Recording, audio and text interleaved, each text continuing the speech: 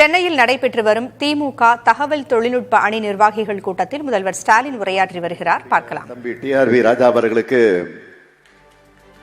என்னுடைய வாழ்த்துக்கள், நன்றி. இந்த மாநாட்டுக்கு தலைப்பே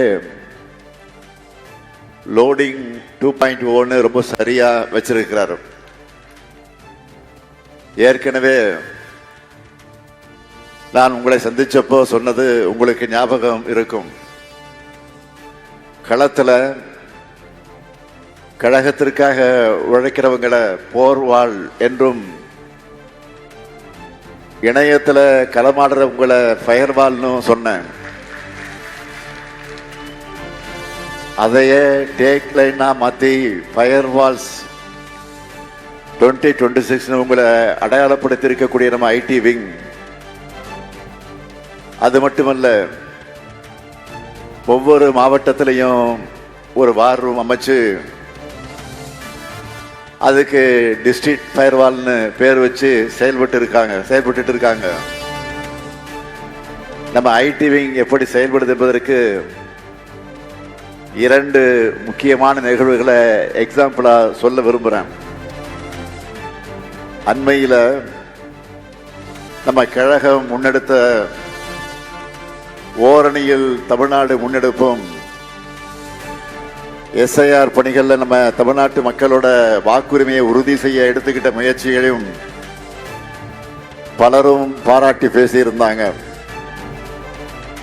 அது மட்டுமல்ல, அந்த பாராட்டில் ஒரு பகுதி நம்ம ஐடி விங்குக்கு தான் போய் சேரும். அந்த அளவுக்கு ஒவ்வொரு வீட்டுக்கும் நேரடியா போய் மக்களை சந்திச்சு கழக உறுப்பினராக சேர்த்ததா இருந்தாலும் சரி, அவங்களுடைய வாக்குரிமையை உறுதி செஞ்சதா இருந்தாலும் சரி, அதில் ஐடி விங்கோட பங்களிப்பு மிக மிக அளப்பரியது. அதுக்காக நான் இந்த நேரத்தில் தலைமை கழகத்தின் சார்பில் என்னுடைய பாராட்டுக்களை தெரிவித்துக் கொள்ள விரும்புகிறேன். நான் பெருமையோடு சொல்றேன், தமிழ்நாட்டில் மட்டும் இல்ல, இந்தியாவிலேயே பூத் லெவல்ல டிஜிட்டல் ஏஜென்ட்டுகளை வச்சிருக்கக்கூடிய அரசியல் இயக்கம்னா அது நம்முடைய திமுக தான். தமிழ்நாட்டில் மட்டும் இல்ல, இந்தியாவிலேயே பூத் லெவல்ல டிஜிட்டல் ஏஜென்ட்டுகளை வச்சிருக்கக்கூடிய அரசியல் இயக்கம்னா அது நம்முடைய திமுக தான். ஐடி விங்னா ஆன்லைன் வேலை மட்டும்தான் பார்ப்பாங்கன்னு சிலர் நினைக்கிறாங்க. ஆனா ஆஃப்லைன்லயும் கலக்குவாங்கன்னு நீங்க நிரூபிச்சுட்டு இருக்கீங்க. நம்மோட ஆன்லைன் செயல்பாடுகள் இன்னும் வேகமா அமையணும்னு இன்னைக்கு நாமெல்லாம் ஒன்று கூடியிருக்கிறோம். ஆன்லைன்ல உங்களோட வேலை ஹேஷ்டேக்கை ட்ரெண்ட் பண்றது இல்லை, அஜெண்டாவை செட் பண்றது. ஏன்னா நாம தான் கண்டென்ட்ல கிங்கு. நூற்றாண்டுகளை கடந்த திராவிட இயக்கத்தோட முகம் நாம். 75 ஆண்டுகளை கடந்து இன்னைக்கும் ஆட்சி பொறுப்புல இருக்கிற மிகப்பெரிய கட்சி நாம். நாம செஞ்சிருக்கக்கூடிய திட்டங்கள் தான் இந்தியாவுக்கு இன்றைக்கு வழிகாட்டுது. இன்னும் பெருமையா சொல்லணும்னா, நவீன தமிழ்நாட்டோட வளர்ச்சி வரலாற்றை எழுதுறது நாம தான். அப்படிப்பட்ட நம்மை களங்கப்படுத்தி தமிழ்நாட்டுக்குள்ள நுழைஞ்சிடலாம், தமிழ்நாட்டை சிதைச்சிடலாம்னு நம்ம எதிரிகள் நினைக்கிறாங்க. அதுக்கு அவங்க பயன்படுத்துற ஆயுதம் தான் அவதூறுகள். எனவே அந்த அவதூறுகளுக்கு மட்டுமே பதில் சொல்லிட்டு இருக்காம, சோசியல் மீடியாவுக்கான அஜெண்டாவையும் நாம தான் செட் பண்ணணும். டிஃபென்ஸ் மட்டுமே ஆடிட்டு இருக்க கூடாது, அப்பப்போ அட்டாக்கிங் மோடுக்கும் போகணும். உங்க எல்லாரிடமும் எழுத்து திறமை, போட்டோ டிசைன், மீம்ஸ், வீடியோக்கள் உருவாக்குறதுன்னு பல திறமைகள் இருக்கு. இந்த ஒவ்வொரு திறமையும் கழகத்தோட வெற்றிக்காக நீங்க பயன்படுத்தணும். களத்துல கழக நிர்வாகிகள் ஒரு நாளைக்கு 100 வீடுகளுக்குள்ள போக முடியுமானா நீங்க எல்லோரும் உங்களுடைய கருத்துக்களால ஒட்டுமொத்த தமிழ்நாட்டையே உங்க பக்கம் திரும்பி பார்க்க வைக்க முடியும். ஒவ்வொரு தொகுதிக்கும் மாவட்டத்துக்கும் பல பணிகள், அந்த பணிகளை இந்த 5 ஆண்டுகள்ல செஞ்சு கொடுத்திருக்கிறோம். கடந்த 1 மாசத்துல மட்டும் எத்தனை பேருந்து நிலையங்கள், எத்தனை மேம்பாலங்கள், எத்தனை மருத்துவமனை கட்டடங்கள், எத்தனை கல்லூரி கட்டடங்கள் அடுத்தடுத்து வரிசையா ஒவ்வொன்னா திறந்து வைக்க இருக்கிறோம். எனக்கே ஞாபகம் வச்சுக்க சிரமமா இருக்கு. நீங்க ஒவ்வொருத்தரும் உங்களுடைய பகுதிகளில் திறந்து வைக்கப்பட்டிருக்கக்கூடிய பணிகளை பற்றின வீடியோக்களை லோக்கல் பேஜ், வாட்ஸ்அப் ஸ்டேட்ஸ்ன்னு ஷேர் பண்ணிட்டே இருங்க. நாம பண்றது மக்களுக்கு தெரியணும்னா முதல்ல நாம் அதை பற்றி முழுமையாக தெரிஞ்சு வச்சிருக்கணும். அதனால் என்னுடைய பேஜை ஃபாலோ பண்ணுற மாதிரியே முதலமைச்சர் அலுவலக பக்கம், நம்முடைய கட்சியினுடைய பக்கங்கள், அரசு செய்தி துறையினுடைய பக்கங்கள் எல்லாவற்றையும் தொடர்ந்து ஃபாலோ பண்ணுங்க. நம்ம ஐடிவிங்கினுடைய வாட்ஸ்அப்பின் சேனலை மற்றவர்களை ஃபாலோ பண்ண வைங்க. ஏன்னா சாதனைகளையே ஈஸியா பண்ற நாம அதை மக்கள்கிட்ட கொண்டு போகிறதுல என்ன மெத்தனமா இருக்கக்கூடாது. எல்லா ஊர்லயும் தினமும் திமுகவுடைய செயல்பாடுகள், திட்டங்கள், சாதனைகள் தான் பேசு பொருளா இருக்கணும். தேர்தல் வரைக்கும் கேப்பை விடாதீங்க. அதே போல இன்னைக்கு நாம் எதிர்கொண்டு வீழ்த்த வேண்டிய முதல் விஷயமே ஃபேக் நியூஸ் தான். தமிழ்நாட்டுக்குள்ள எப்படியாச்சும் கலவரத்தை உண்டு பண்ணணும். அந்த கலவரத்துக்கு குளிர்காயணும்னு எதிரிகள் நினைக்கிறாங்க.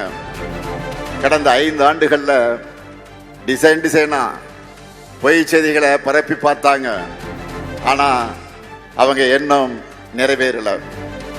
இன்னும் சொல்லணும்னா அவங்களுடைய பிளான் எல்லாம் அம்பலப்பட்டு அவமானப்பட்டு நிற்கிறாங்க. இந்த பொய் செய்திகளின் சவால்களை நாம முறியடிச்சாகணும். அதுக்கு நீங்க ஒவ்வொருத்தரும் மிக விழிப்போடு ஆன்லைன்ல செயலாற்றணும். பொய் செய்திகளை பரப்ப என்ற நிறைய ரைட் விங் அக்கௌண்ட்டுகளை பாஜக நடத்திக்கிட்டு வராங்க. அதுல பாதி அதிகாரபூர்வ பக்கங்கள், மீதியெல்லாம் மீம்ஸ் பேஜ் மாதிரி இருக்கக்கூடிய பக்கங்கள். இப்படி எதுவா இருந்தாலும் நம்மை பற்றி ஒரு பொய் செய்தி பரப்புறாங்கன்னா உடனே ஆதாரத்தோட கமெண்ட்ஸ் ரிப்ளைன்ஸ்ல நீங்க பதிலடி கொடுக்கணும். அந்த பொய் செய்தியை படிக்கிறவங்கல்ல பாதி பேர் நம்முடைய விளக்கத்தை படிச்சா கூட அது உங்களுக்கு கிடைச்ச வெற்றி தான். இதை ஒருத்தர் பண்ணா போதாது, ஒவ்வொருத்தரும் பண்ணணும். அப்பதான் பொய் செய்தி பரப்புறவங்களுக்கு பயம் இருக்கும். நாம் ஆளுங்க 100 கணக்கில் போடுகிற ரிப்ளைல அவங்க அந்த பொய் செய்தியை டெலிட் பண்ணிட்டு ஓடணும். இப்போ கூட டெல்லியில ஒன்றிய அரசு நடத்துகிற ஒரு நிகழ்ச்சியை பற்றி அமைச்சர்கள் உட்பட பல பாஜகவினர் போலியான பெருமைகளை ஷேர் பண்ணிட்டு இருந்தாங்க. மொத்த பேரும் சேர்ந்து அம்பலப்படுத்தினதும் அந்த ட்விட்டையெல்லாம் அமைச்சரை டெலிட் பண்ணிட்டார். எல்லோரும் சேர்ந்து பேசின உண்மையை இதுதான் அவங்களுடைய நிலைமை. ஒவ்வொரு நாளும் இதை செய்யணும். நம்மளை சீண்டி பார்க்கிற மாதிரி நிறைய பதிவுகளை போடுவாங்க. ஆனால் நாம் அதை முதிர்ச்சியோட அணுகணும். காமெடியா பதில் கொடுங்க, கிண்டலா பேசுங்க. ஆனால் எதுவாக இருந்தாலும் பொறுமையா கூலா டீல் பண்ணுங்க. அவங்களுக்கு வந்தா ரத்தம், நமக்கு வந்தா தக்காளி சட்னி என்ற நினைப்புல தான் செய்தி சேனல்களும் தேர்தல் ஆணையம் கூட செயல்படுது. அதனால நீங்க பயன்படுத்தக்கூடிய ஒவ்வொரு சொல்லையும், உருவாக்குகிற ஒவ்வொரு கண்டையும் பொறுப்போடு உருவாக்குங்க. நம்ம எதிரிகளுக்கு இருக்கிற ஊடக சொகுசு நமக்கு என்னைக்குமே இருந்தது கிடையாது. அதை ஞாபகம் வச்சுக்குங்க. தோழமை சக்திகளோடு சிண்டு முடிகிற வேலையில் எதிர்க்கட்சியினர் ஈடுபடுவாங்க. அவங்களுடைய சூழ்ச்சிக்கு நாம இடம் தரக்கூடாது. கழகத்திலிருந்து வரக்கூடிய அபிஷியல் செய்திகளை மட்டும் நம்பி செயல்படுங்க. இஷ்டத்துக்கு பரப்பக்கூடிய பொருளைகளுக்கெல்லாம் முக்கியத்துவம் கொடுக்காதீங்க. களம் நமக்கு சாதகமாக இருக்கு. வெற்றி பெறக்கூடியவர்கள் தான் வேட்பாளர்களாக அறிவிக்கப்படுவாங்க. களத்திலையும் ஆன்லைன்லையும் நாம சரியா செயல்பட்டோம்னா நம்முடைய டார்கெட்டை நாம நிச்சயம் அச்சீவ் பண்ணிடுவோம். அதுக்கு அடித்தளமாக தான் இன்னைக்கு ஆடுகளம் செயலியை லான்ச் பண்ணி இருக்கோம். 2019 இருந்து தமிழ்நாட்டில் நடந்த எல்லா தேர்தலுக்கும் ஒரு ஒற்றுமை இருக்கு. யார் ஜெயிக்க போறாங்கன்னு எல்லாருக்கும் தெரியும். திமுக கூட்டணி தான் வெல்லும்னு தெரிஞ்ச நடந்த தேர்தல்கள் தான் எல்லாம். ஆனா எப்படிப்பட்ட மார்ஜின்ல ஜெயிப்போம், எவ்வளவு வாக்கு வித்தியாசம், இந்த முடிவுகளுக்காக நாம காத்துக்கிட்டு இருக்கிறோம். 2026 தேர்தலும் அதே போலதான். திமுகவின் வெற்றி உறுதி செய்யப்பட்ட ஒன்று.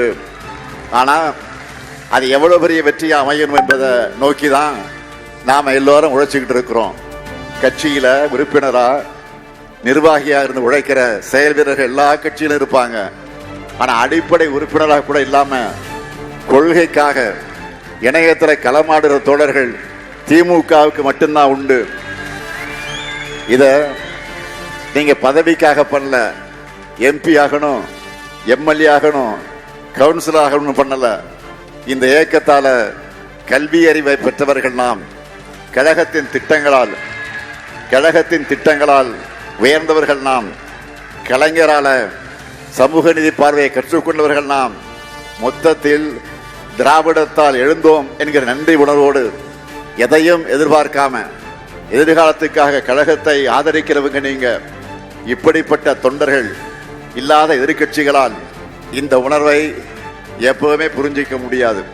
நான் உறுதியா சொல்றேன், தேர்தல் வெற்றிக்கு பிறகு இந்த பணிகள்ல சிறப்பா செயல்படுகிற உங்களை மீண்டும் சந்திப்பேன். ஆஃப்லைன் ஆன்லைன் ரெண்டுலையும் டிஎம்கே தான் லயன்னு காட்டுவோம்.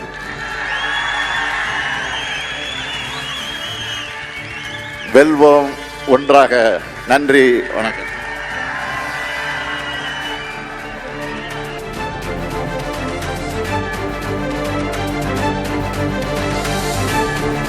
சென்னையில் நடைபெற்று வரும் திமுக தகவல் தொழில்நுட்ப அணி நிர்வாகிகள் கூட்டத்தில் முதலமைச்சர் மு.க.ஸ்டாலின் உரையாற்றினார். இணையத்தில் களமாடுவதில் திமுகவே முதலிடம் என்று கூறியிருக்கிறார். திமுகவின் வெற்றி உறுதி செய்யப்பட்ட ஒன்று என்றும் அவர் கூறியிருக்கிறார்.